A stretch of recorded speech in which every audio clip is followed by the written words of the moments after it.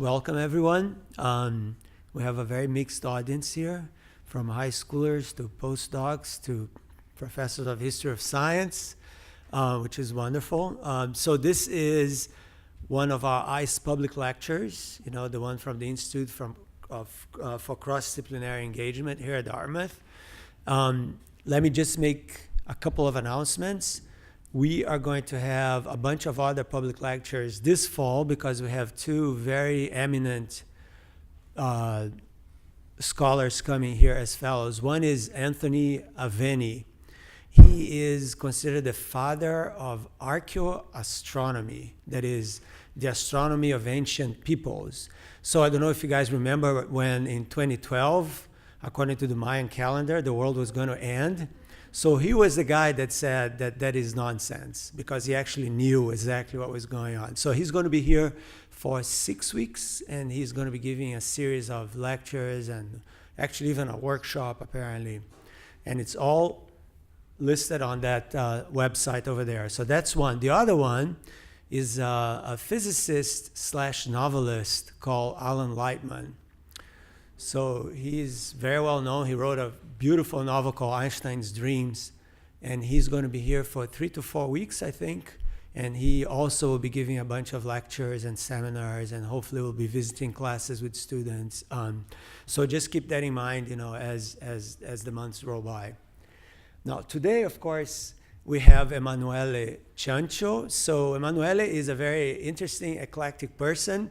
He is... He's got a PhD as a theoretical physicist working on quantum information theory.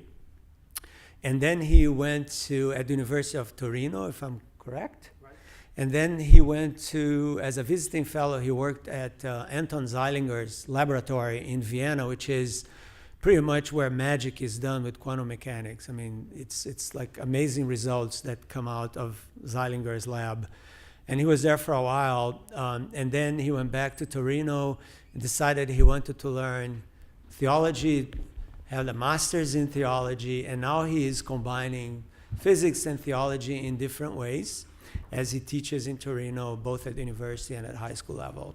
So Emanuele is leaving on Thursday, so these are his last few days, and of course he got a bit of the flavor of American culture here because there was a shootout today at the Dartmouth Hitchcock Medical Center. I don't know if you heard about this. I don't know the details, but it was quite dramatic.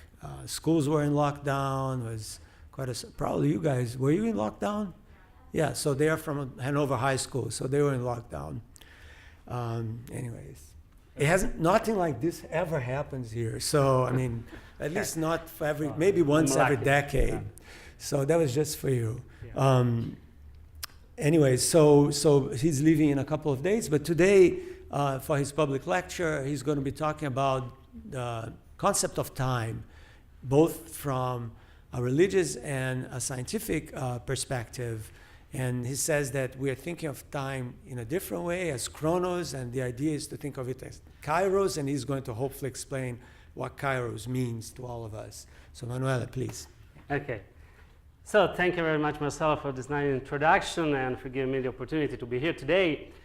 And let me also acknowledge the work done by Amy Flockton, to whom I'm grateful as well, and to all of you for coming here today.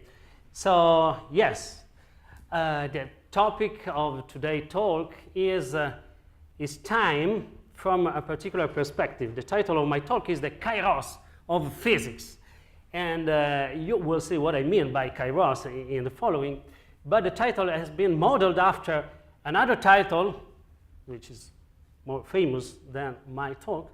That is the title of a bestseller book that was published in 1975 by the American physicist Fritjof Capra, who wrote the Tao of Physics, in which he highlighted some parallels, some similarities between contemporary physics, contemporary at that time, of course, in particular quantum physics, and Eastern religious mysticism and Eastern religious thought. And so this book was kind of popular at the time, but actually Capra was not the first to notice this common background between the way of thinking of quantum physics and the way of thinking of Eastern religious thought. Schrödinger himself, one of the fathers of quantum mechanics, in 1945 wrote a famous paper whose title is What is Life?, in which he basically described his view about life, about spirituality, about nature. And he acknowledges the influence of Indian Vedanta philosophy in his work. And he also acknowledges the influence by Arthur Schopenhauer, who was maybe the first who directly imported some ideas from the Eastern religious tradition into Western philosophy.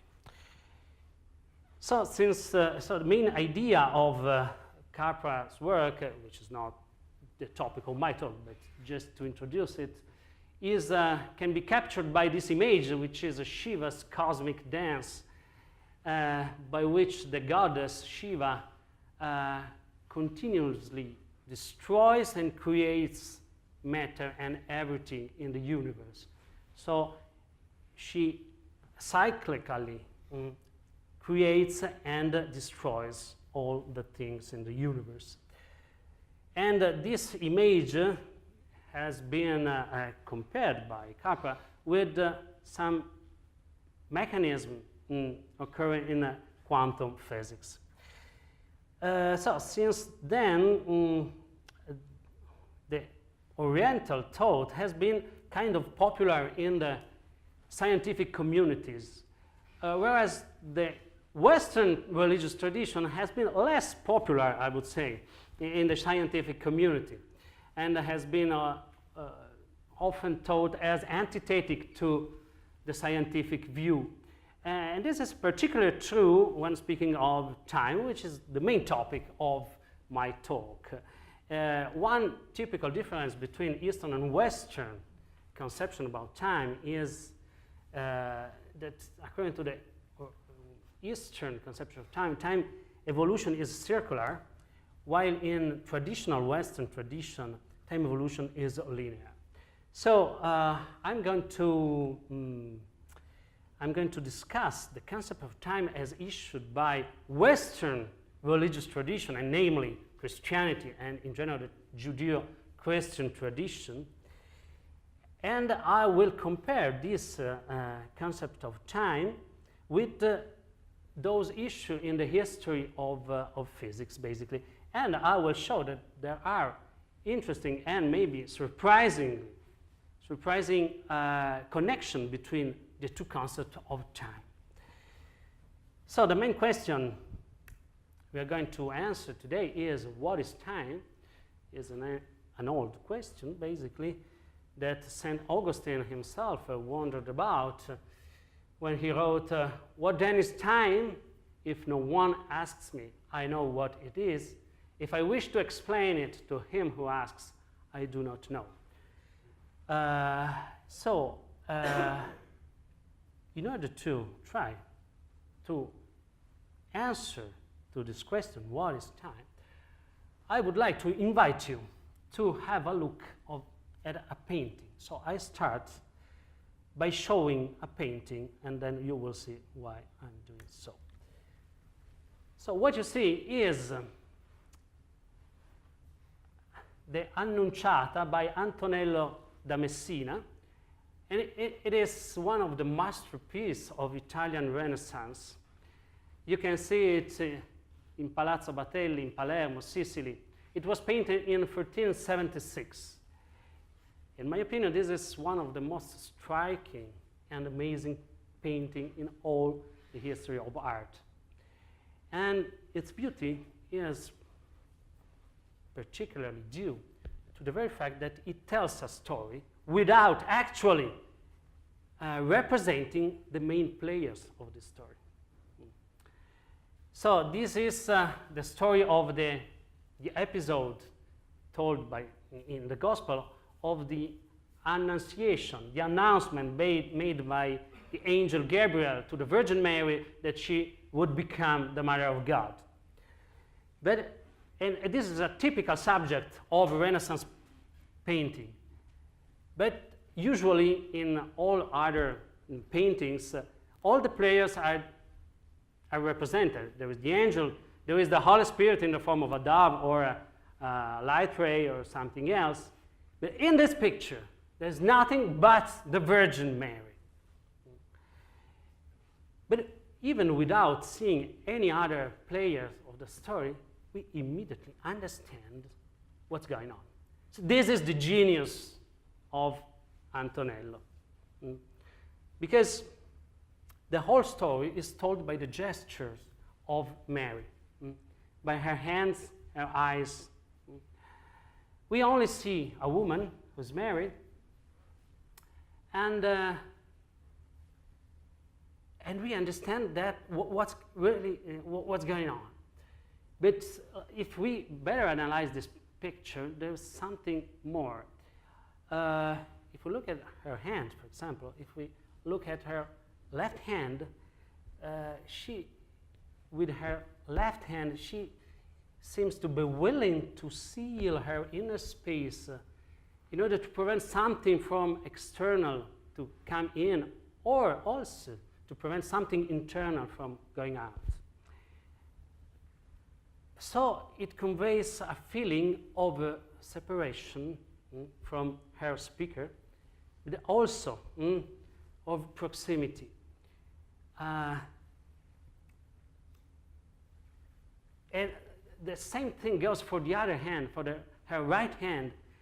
Her right hand, again, is put in a way that it seems to be willing to stop her speaker, the angel, who represents God, but at the same time it represents a bridge between her and God. So there is this interplay between proximity and distance, which is at the very core of the Christian message.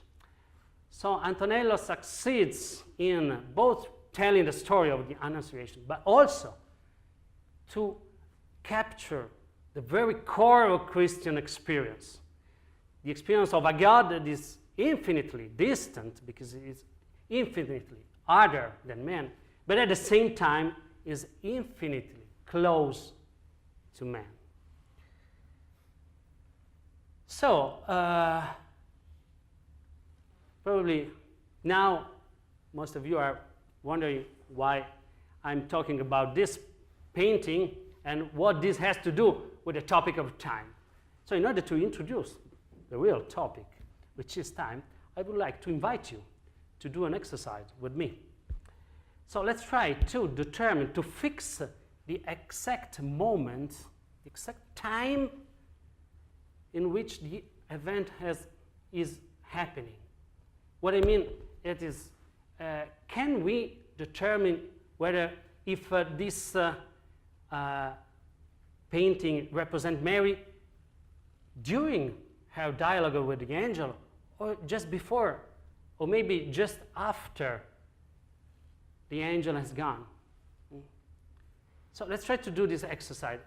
So it's tough because if we look at her right hand, well, it seems that the event is about to happen because she seems to be surprised by with this gesture. She seems to be disturbed from her reading. So she's surprised and she seems to wait for something to happen. But on the other hand, the left hand, if you look at her left hand, it seems that the event is happening because she is protecting herself from the one who is in front of her. So there must be someone in front of her who's speaking to her. But at the same time, if you look at the eyes, well, the eyes look at a fixed point. So it seems to convey the idea that the event has just happened. She seems to be pondering about what has just happened. So we are a little bit puzzled if we try to fix the time. But the aim of this exercise was not actually to determine the time. I'm not interested in that. But if you do this exercise, what happens is that you basically miss the general picture. You fail to understand what actually is going on. So there's a sort of uncertainty relation. So if we focus on time, we lose the general picture if we're trying to determine the time. Whereas if we get the general picture, as we did at the beginning of our discussion, we lose the time. We're not able to fix the time. So this kind of uncertainty relation is of the kind of those issued in quantum physics by Heisenberg, who actually was able to write down an equation whose meaning is more or less the one we are talking about. So he spoke about time and another physical quantity that is energy. If we assess the time, we lose the capability to assess the energy. And the other way around. If we get the energy, we lose the time. So this is basically the meaning of this equation which is written there. So there is a similarity, again, between physics and this in Antonello paintings. So Heisenberg and Antonello were able to grasp the same concept. But in Antonello, we don't have energy. We have time, yes. And then there is another variable that is not actually energy. So what I want to propose is that we can replace energy with another concept, which is exactly Kairos. So in Antonello's painting, there is the interplay between two different concepts that are Chronos, which is time, the usual trivial time, the time that has the main characteristic of flowing, the human time, and the Kairos, which is again time, but in a different perspective. It is the opportune time, the time of grace, the time of God, the time of the happening. So we can arrange an uncertainty relation, like the one I wrote there, by using these two concepts of Chronos and Kairos. Basically, these are the two terms with which in the New Testament time is translated. There are two Greek words that translate the word time, but with completely different meaning. So Kairos is the time of happening. I single out two verses from the Gospel of Mark in which this word Kairos is used. This is the time of fulfillment. The kingdom of God is at hand. So the kingdom of God is close, is near. So there's something which is about to happen. Be watchful, be alert. You do not know when the time will come. So this is basically the Kairos. And Antonello's painting was able to capture the Kairos and to show how Kairos is opposite to Chronos in this, with the exercise we did. So, now having said so, now that we know what is Chronos and what is Kairos, let's try to compare these two terms with the concept of time issued in the history of physics. In classical physics, in Newtonian mechanics, time is usually divided into three tenses: present, past, and future, but actually only present exists. Future will exist, and past has existed, but they don't exist right now. Right now, only the present exists. And the time evolution in classical physics has a particular feature that is completely reversible. Time evolution, the evolution of a physical system, is ruled by that equation that is written there that I'm not going to comment, but for one thing, if you see in that equation, time appears, but it appears squared. That basically means that if I replace t with minus t, the equation remains basically the same. So I can reverse the sense of the flow of time without changing basically anything. And this was something really strange in classical physics, because our everyday experience is completely different. We have the experience of the flow of time in one direction and never in the opposite direction. So how is it possible to get this arrow of time from a completely reversible evolution? Well, the magic is played in when studying systems that are thermal systems made up of many particles. When we study thermodynamics and so thermal system, we immediately notice that the arrow of time appears. So time seems to flow only in one direction. How is it possible? Well, the basic idea of the emergence of time flow is exactly the one which is depicted there. You see, imagine this is a billiard board, and if you start a game, you start with all the balls in a confined region of the board. And after that you play, and you end up your game with that configuration there. Okay, this is a possible final configuration of the game. Let's suppose that all the balls remain on the board during the whole game. And if you look at these two pictures, you immediately understand what was before and what was after. So, of course, this is the beginning and this is the end of the game. But if you focus on just one of these particles, you just see one ball here and one ball here. And if you swap the two pictures, well, it seems that it's perfectly it's perfectly true. It is perfectly possible to swap the two pictures, whereas it's not possible to swap these two pictures. So basically, time flows according to this picture.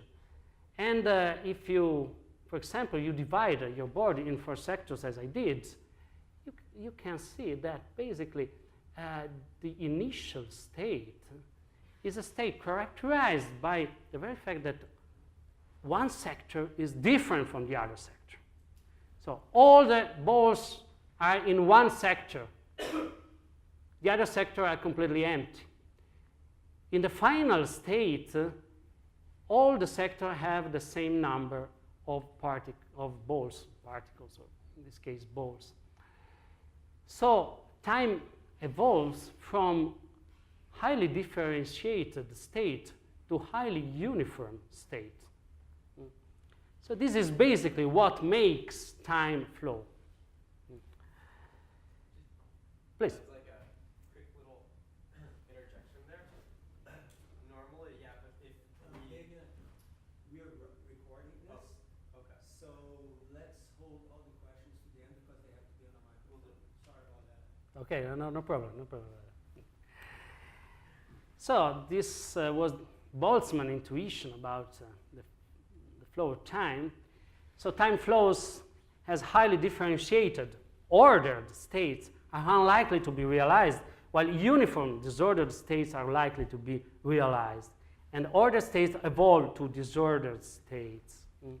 So it's really unlikely to end up a billiard game with this configuration, while this configuration is is more likely to be realized. So, but what is the explanation of that? Well, the explanation for this kind of time evolution is due to the very fact that we are unable to distinguish, to appreciate the difference of microstate. So look at this picture. If I have two balls in a box, a red one and a blue one, I can have these four configuration. I can have all the ball on the left side, the blue on the left and the red on the right, the red on the left and blue on the right, or both particles on the right. But if I'm not able to distinguish the colors in this case, to identify the single particles, then these two states appear as one state. So these two microstates correspond to one macrostate. So basically, time flows just because we are not able to appreciate the difference. We are not able to distinguish among similar states.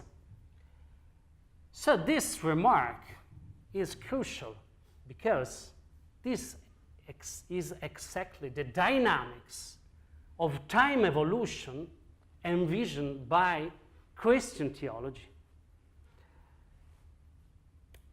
as we're going to see. So if we think, for example, of the tale of the fall of man told in the Genesis, the Bible, well, the serpent, the snake, says, God knows well that the moment you eat of it, the forbidden fruit, your eyes will be opened, and you will be like gods who know what is good and what is bad. So, sin is exactly missing the difference, is the will to cancel the difference between man and God. And the serpent says that if they do eat of that fruit, the difference will be canceled out.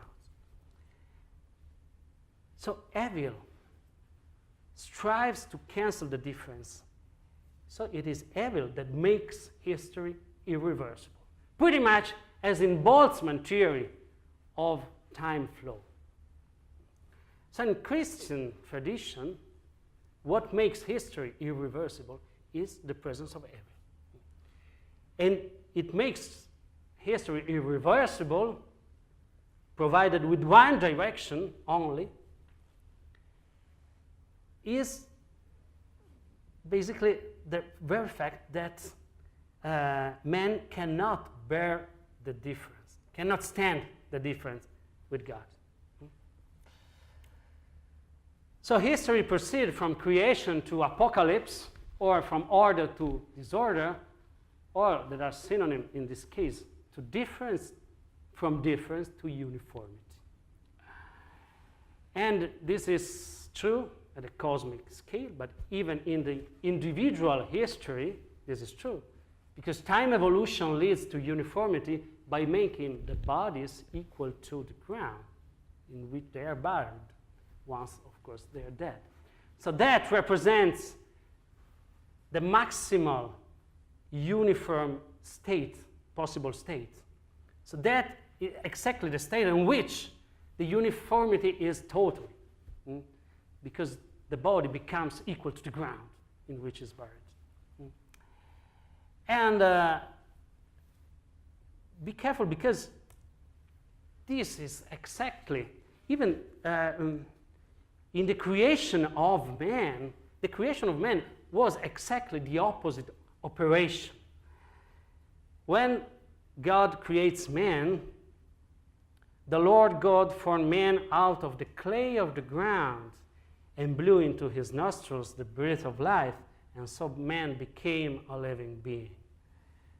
So what actually God did is to take the clay of the ground, so to take a ground and give this ground a form. So he differentiated the ground. So he gives a shape to this ground in such a way that this ground becomes completely different from the ground from which it has been taken. So it is a story of differentiation that then proceeds toward uniformity because of the presence of evil. And so in front of this idea, in front of the harm made, the offense, there is only two possibilities that can be considered. The first is punishment or sacrifice. They're basically the same thing.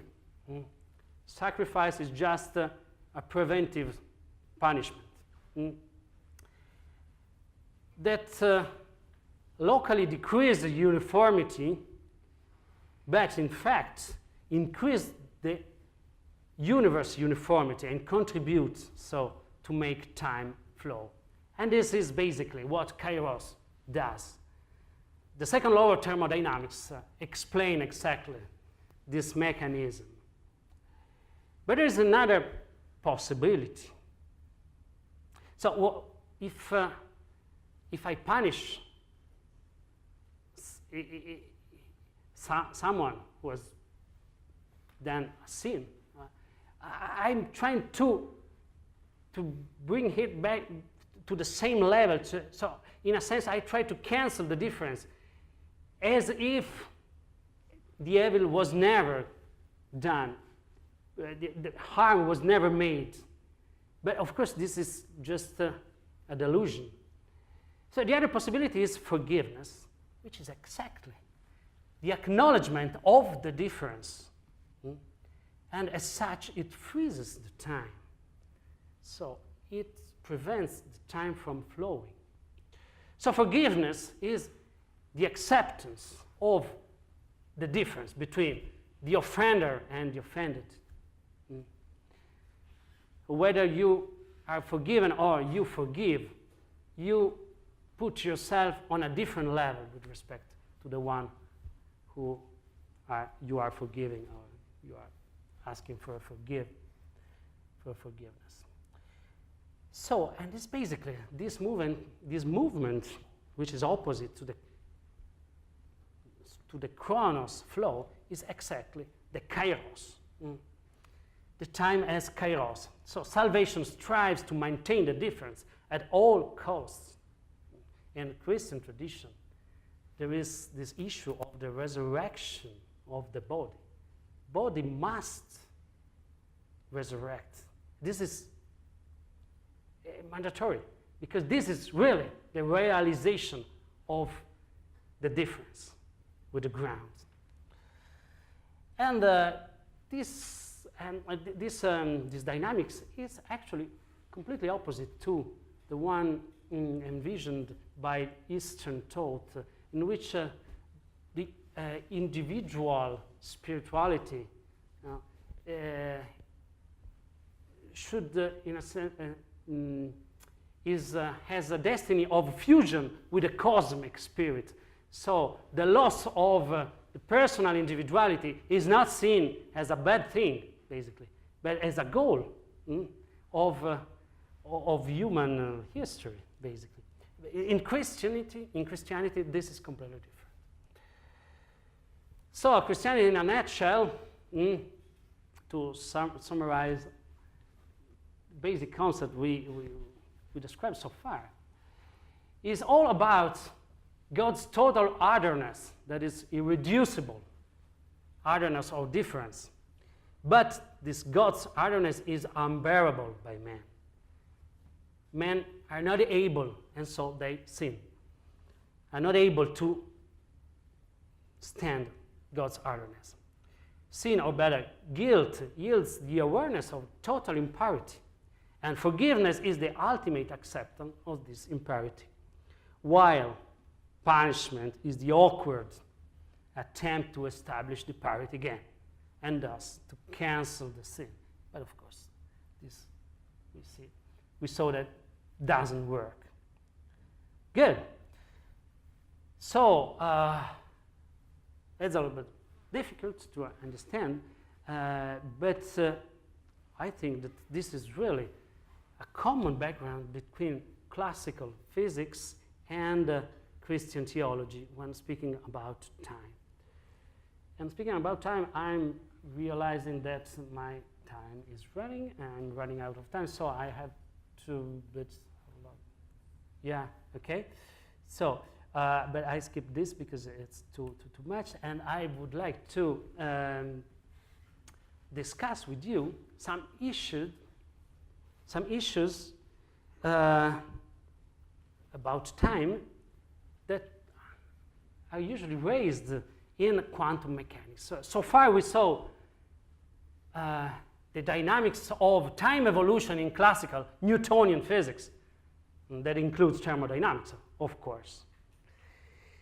But in the 20th century, new ideas have come up in physics that eventually brought to the establishment of this new branch of physics that is quantum mechanics. The Austrian physicist Anton Zeilinger, the one who was mentioned before by Marcelo, Zeilinger says, not even God knows in advance the result of a quantum measurement. So now I want to comment this statement, which seems to be a strong one. And in order to be able to understand this statement and to decide whether we agree with Zeilinger or not, we need also to answer to these two side questions. Is chance the Lord of the universe? Is God in time or outside time? So, okay, so let's try to answer these two questions, and in order to do so, we need to understand what is called the quantum measurement problem. So in physics, of course, when you want to get information about a physical system, you have to measure it, basically, with a measurement apparatus. But in quantum mechanics, this operation is particularly weird, because in quantum mechanics, the measurement modifies the system in a dramatic way, causing it to assume objective physical properties that are not owned by the system before the measurement. This basically means that if I want to measure the position of an electron, say this is an electron, in quantum mechanics, I can find the electron here, but before this measurement, the electron has no position, has not a position, actually. It's not that I don't know where it is, simply. But the electron itself doesn't know where it is. So it's just the process of measurement that gives the electron his objective property, its position. So if I find that the electron is here, well, the electron is here just because I've measured the system and I've made it to be here. Okay? So this is the quantum process, the quantum measurement.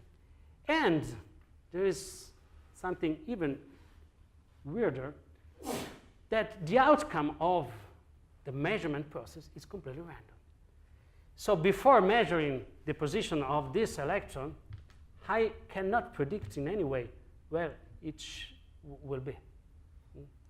So I may find it here, but I may find it here or here. Or the only thing I can do as a physicist is to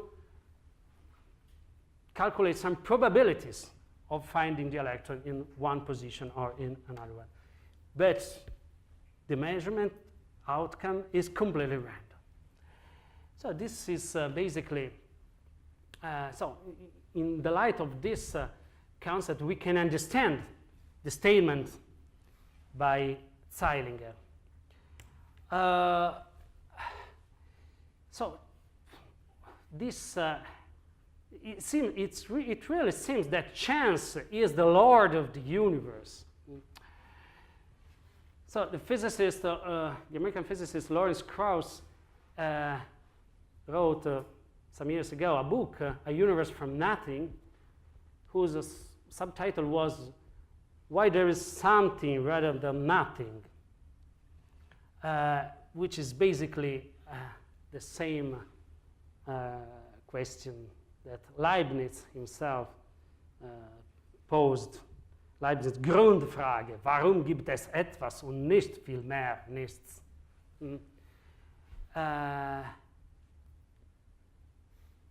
The answer Lawrence Krauss gives to this question is, we live in this universe, there is this kind of universe just by chance. So chance really rules our universe, governs our universe.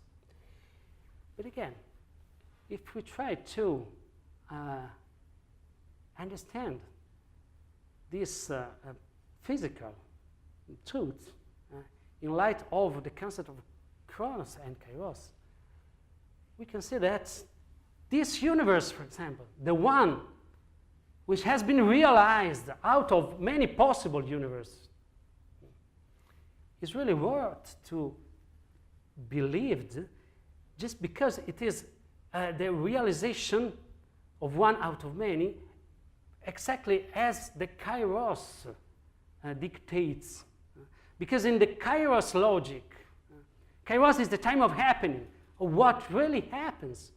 So this is worth.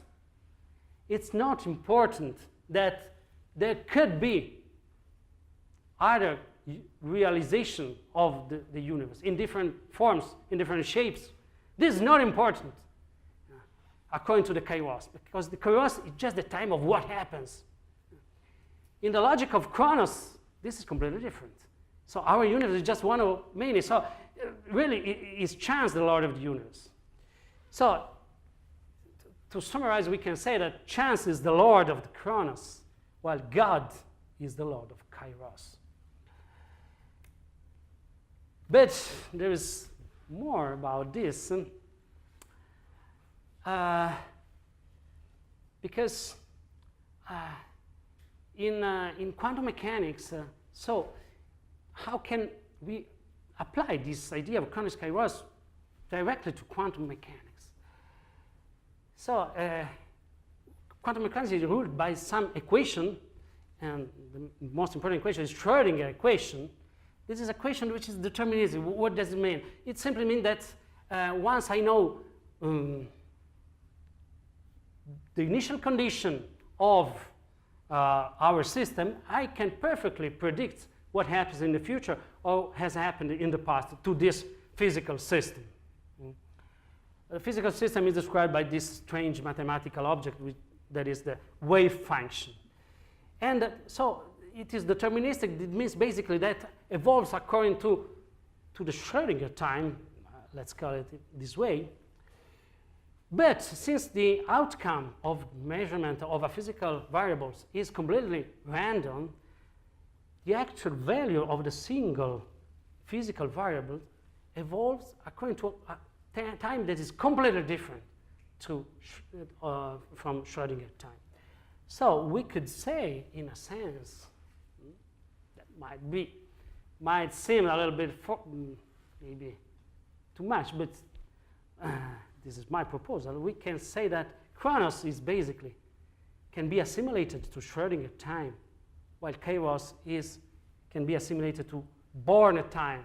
Born time is just the time of evolution of the physical variables.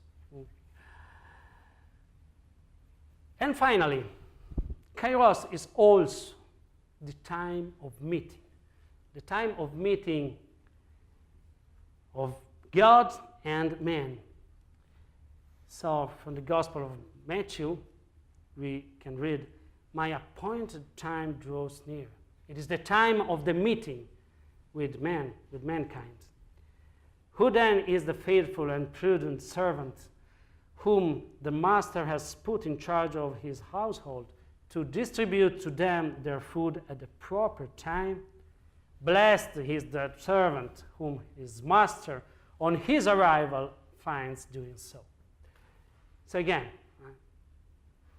in the Greek text, this word time is translated with Kairos. So Kairos is the time of meaning, and as such, it suggests a further comparison, a further parallelism with quantum physics, actually, that will enable us to understand the meaning of Zeilinger claim. That is the following.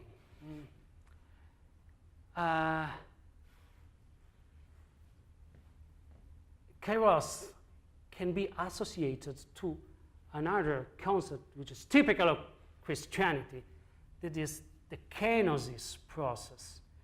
Kenosis in Greek means basically the act of becoming empty, depletion.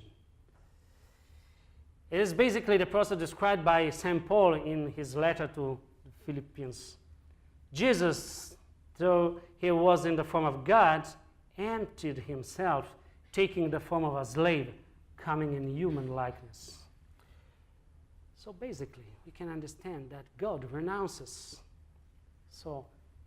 empties himself by renouncing to live the Chronos and chooses to live the Kairos, making himself possible only in the meeting with man. So the Christian God is a weak God. It's a God that makes himself possible only in relation to man. And this is the place of Kairos. It is not. He renounces to his standalone divinity that we may think of, speaking of a God. But he renounces all of this kind of existence to assume a completely different existence. This is the one that is possible only in relation with man. Another Greek word, I'm sorry to list all these Greek words, but they are really significant. So God is paradidomenos. And this verb, paradidom, it means basically to be delivered, to be betrayed at disposal. It is basically the word used to describe Judas' betrayal. So it's completely at disposal of man. And so he gets involved in the space-time dynamics to meet the man. And finally, so if God lives his true existence in the meeting with man, in the Kairos, then according to this kenosis process, this kenosis process actually began at the very beginning of the it is described in the very beginning of the Bible, in the Genesis. God himself renounces to create the world all alone. He needs man to complete his creation. We can read from the Genesis tale, so the Lord God formed out of the ground, again the ground, various wild animals and various birds of the air, and he brought them to the man to see what he would call them. Whatever the man called each of them would be its name. The man gave names to all the cattle, all the birds of the air, and all the wild animals. So, the ultimate outcome of the creation is subtracted to God's knowledge. So God accepts that man will finish his job, his creation. So giving name is actually giving identity to the creatures. So it is actually the man who completes the creation with a fundamental task. And this process is kind of similar to the process of measurement occurring in quantum mechanics, but also in classical physics. Because measurement, as we saw before, gives objective properties. So it gives identity. It gives the identity to this electron by making him have a position. It gives the electron the identity of being here. And so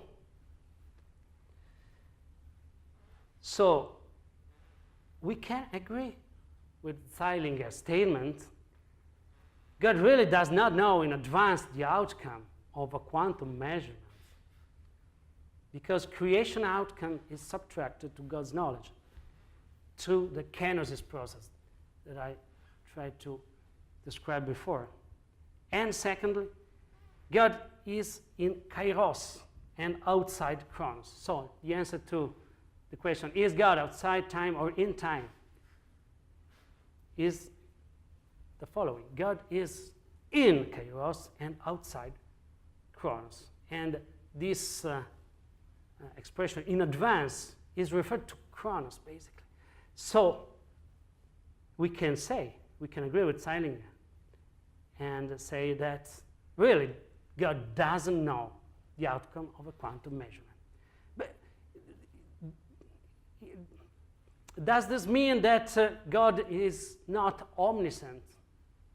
Well, it depends on what we mean by omniscience. If we think that omniscient means to be all-knowing in the usual sense that he knows everything, yeah, maybe he is not omniscient in this sense.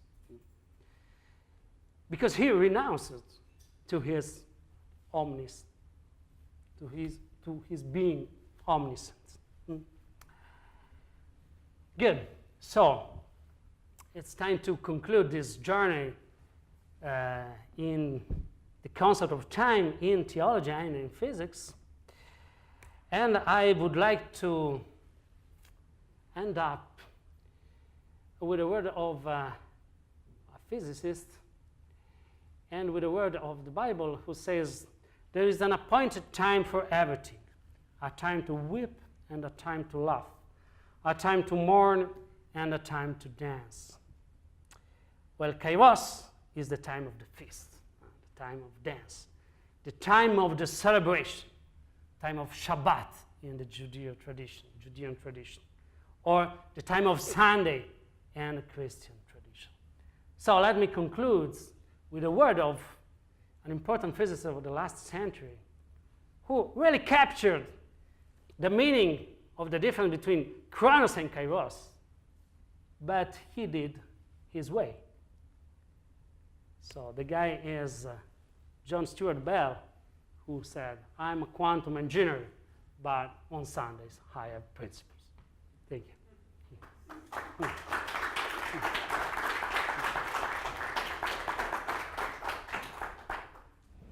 Okay, so if there are any questions, I'm going to give you the microphone and speak on the microphone so it's recorded properly, okay? No shy, just a microphone. So, any questions?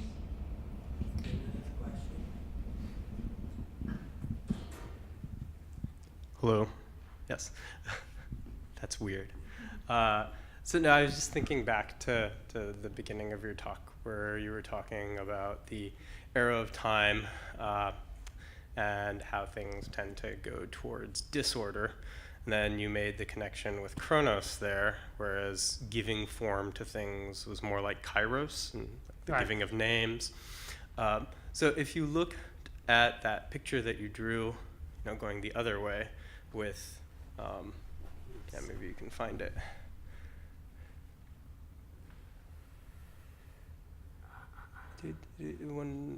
Yes. Okay.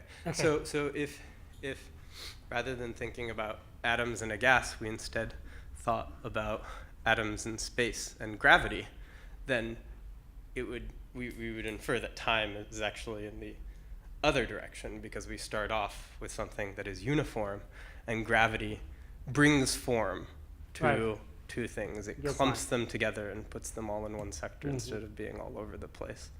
So I was just wondering if you had any thoughts on the relationship between Chronos and Kairos and thinking about gravity. Yeah. Yes, very nice remark. You're right. I mean, of course, there is an age in which, from uniformity, we get some cluster of matter then gives rise to the universe as we see right now. But probably this is just a transition age. It is not the beginning of everything, probably. I'm not a cosmologist, so I cannot enter into detail of this. So I think that you're right, but of course the second law of thermodynamics also in that case, so is not contradicted by this kind of space evolution.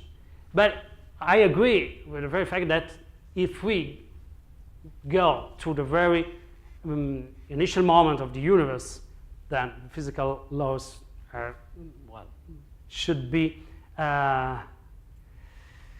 regarded in a more careful way, and probably even thermodynamics changes in a sense.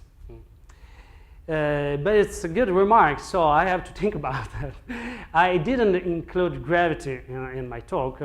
Well, actually, I had just one slide that I didn't show that was about relativity, but of course we didn't have time to speak of all the possible topics, the issue of time in physics. But yes, I think that this is a good issue that can be further investigated. Thank you. Anybody else? Rich?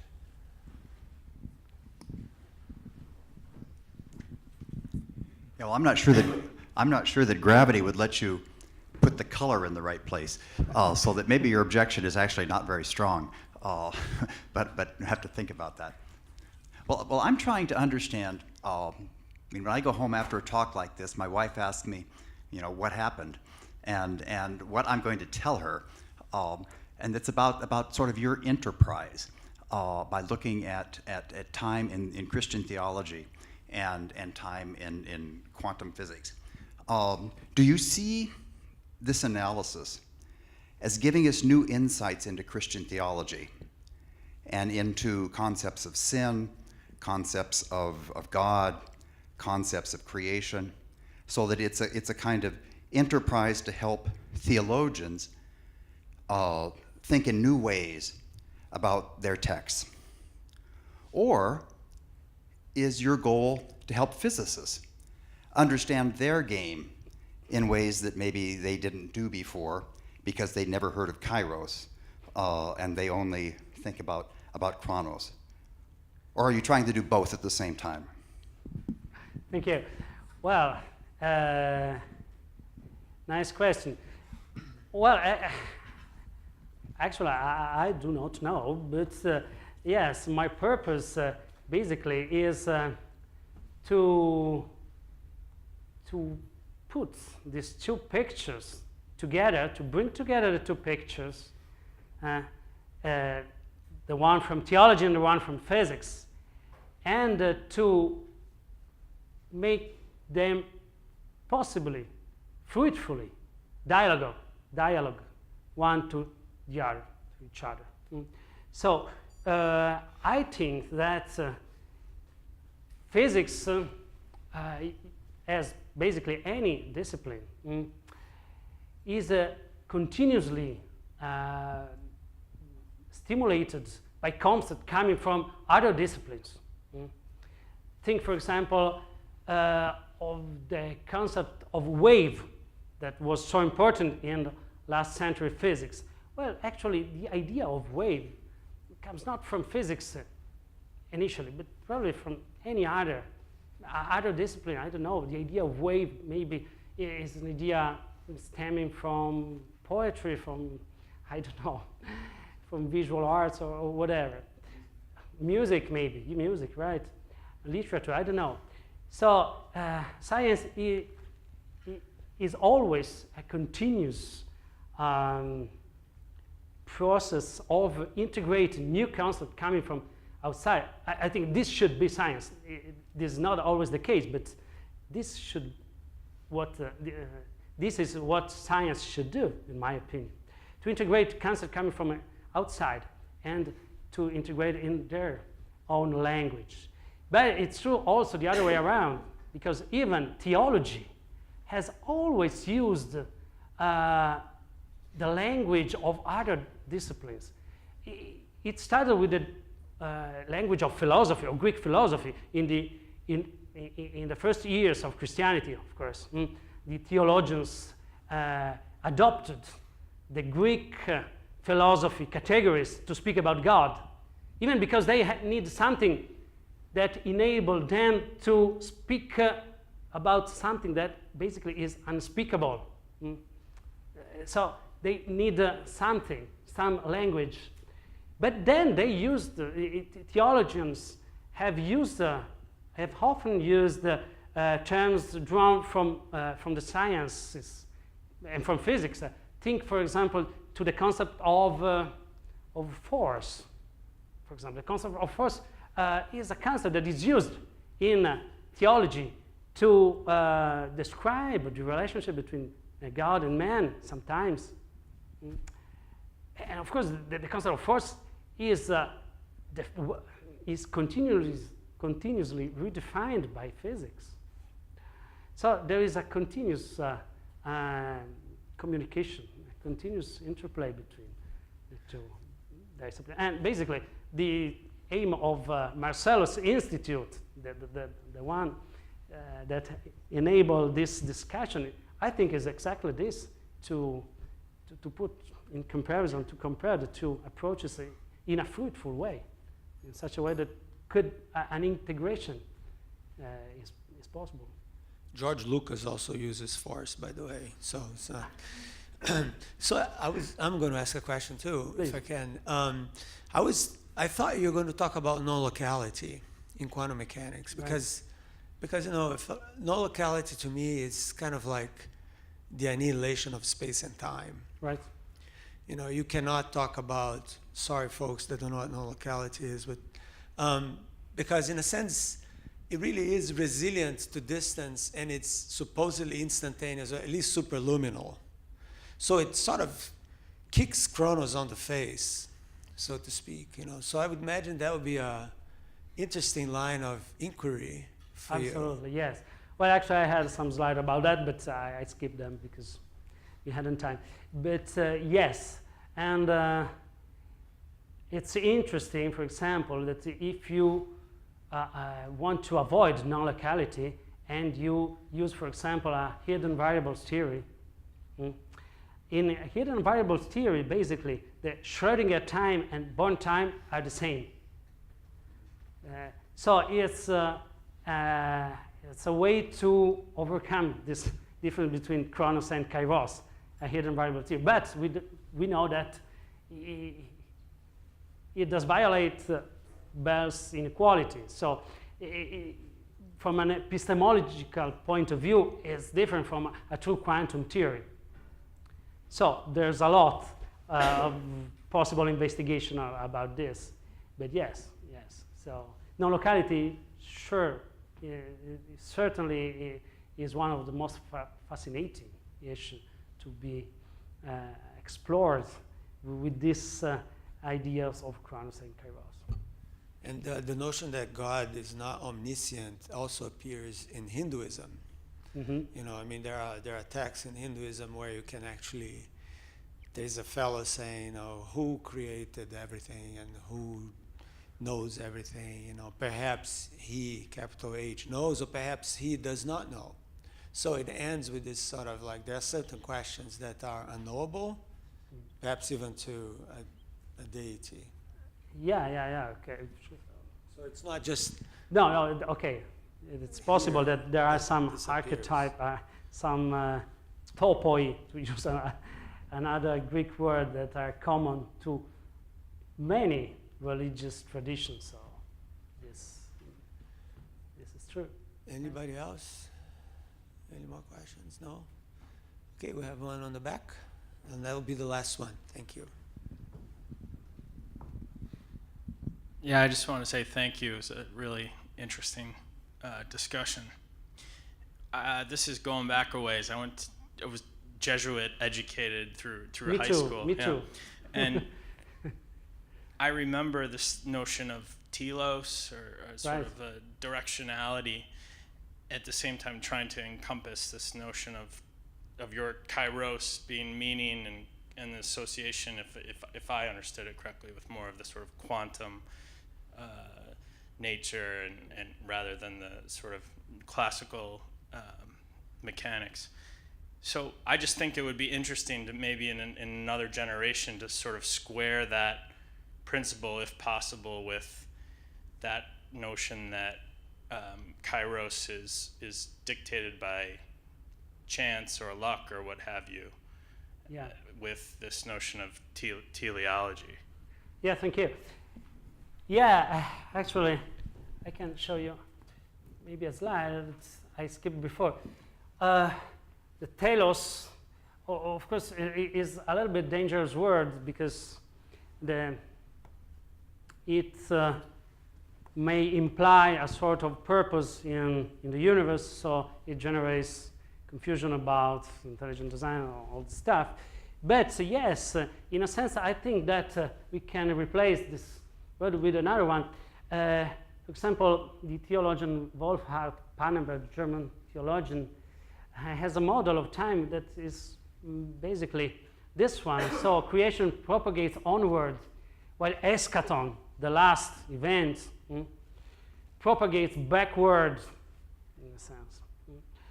And in the middle, there is history. There's our history, the history of the world. Yes, there is. We can associate even Kairos with the backward propagation, if we want, even though they're not exactly the same thing. And so the kingdom of God is both the end of the time, Chronos, and the beginning of the time. And as in the last chapter of the Bible is said, I am the Alpha and the Omega, the first and the last, the beginning and the end. Great. So before we go, I don't know if you guys are aware of this, but according to a bunch of biblical literalists, the world is going to end on September 23rd. Have you heard this? Anybody heard about this? This is serious. So, Serious. I mean, it's serious for them. It's really serious. So AT&T has a documentary coming up tomorrow, or the 14th of September, about these people that control thousands and thousands of faithful ones that believe that September 23rd is the end, when eschaton and creation meet, right? Right. And they use that using Revelation 12, apparently. And I know all this because I watched a documentary because I'm reviewing it for NPR.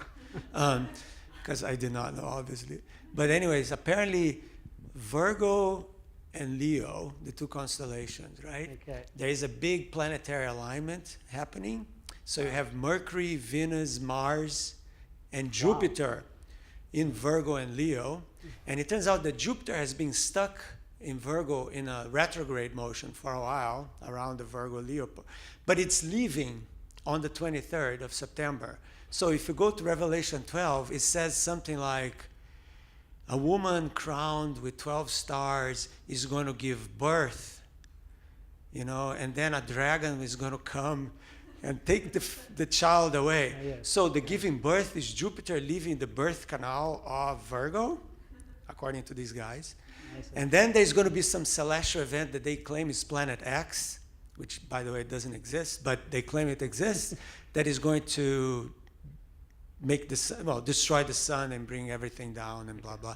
So that's it, folks. We just have a few more days to live. So enjoy. Thank you. Bye.